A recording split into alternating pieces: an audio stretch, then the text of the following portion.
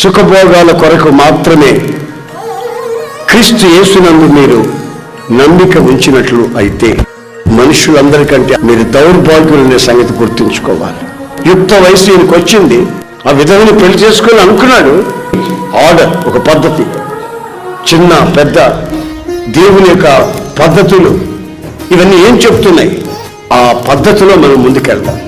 అనేకుల జీవితాలు తల్లిదండ్రులకి కన్నీళ్లు విడిపించి, వాళ్ళు కన్నీళ్లు విడిచినా, వాళ్ళు హార్ట్ అటాక్ చచ్చిపోయినా వీళ్ళకి ఏమి బాధ, చింత, దిగులు ఏమీ లేదు.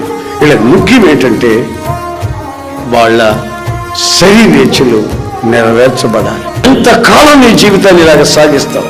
ఎంతకాలం పాపముతో చెలగాటమాడుతావు? నాకు ముందు బోయజు ఉన్నాడు, మరణమును గెలిచిన వాడు, సకల శరీరాశుల్ని జయించిన వాడు. మన లోపాలు, మన బలతలు ఎంచేవాడు కాదు, క్షమించేవాడు.